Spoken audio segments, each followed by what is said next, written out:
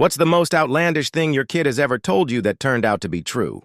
My 7-year-old son, Liam, was obsessed with his toy cars. He'd line them up in perfect rows, make little roads with masking tape, and drive them around for hours. But one Tuesday night, he was playing on the living room floor when a news story came on TV about a missing woman named Patricia who'd been gone for 3 days. Liam looked up at the screen and froze. His little plastic car slipped from his hand. "She's in the red barn," he whispered, pointing at Patricia's photo on the screen. I looked at him confused. "What barn, buddy?" "The one with the broken window by the old road," he said matter-of-factly, like he was telling me the sky was blue. I had no clue what he was talking about.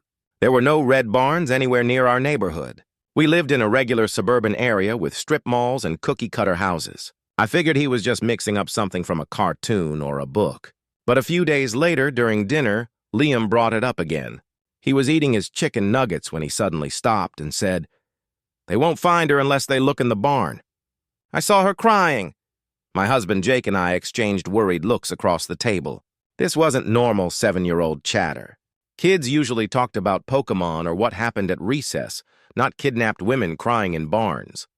"Liam, where did you see this barn?" Jake asked gently. "In my dream," Liam said, dipping another nugget in ketchup. She had a blue shirt and her hands were tied up.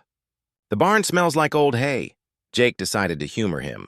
That Saturday, he loaded Liam into the car and drove around some of the older roads outside town, thinking maybe our son had seen something on a school field trip that stuck in his memory.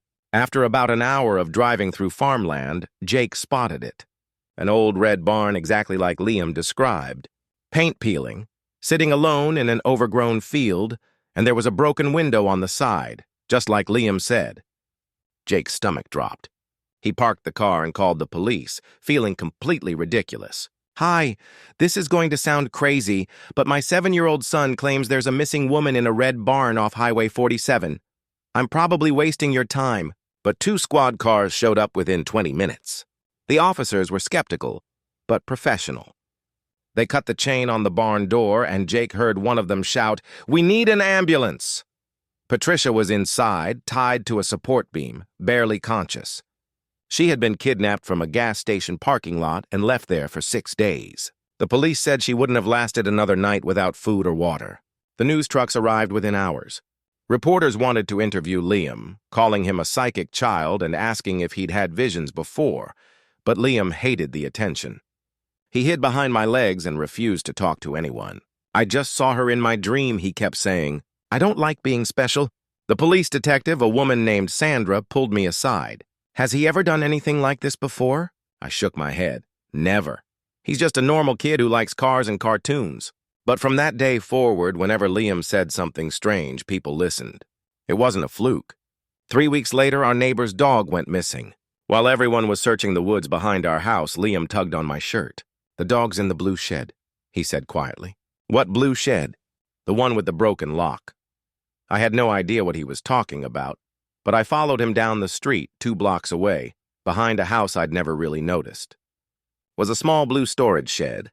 The lock was indeed broken, hanging open on a rusty chain. Inside, we found Buddy, the neighbor's golden retriever, dehydrated but alive. He'd somehow gotten trapped inside while chasing a rabbit.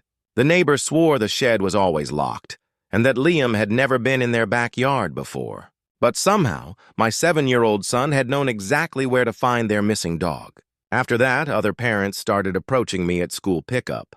"Could Liam help us find our cat? My wedding ring is missing. Do you think he'd know where it is?" I had to set boundaries. Liam was still just a kid, and the attention was overwhelming him. He started having trouble sleeping, worried that more people would get lost and he'd be responsible for finding.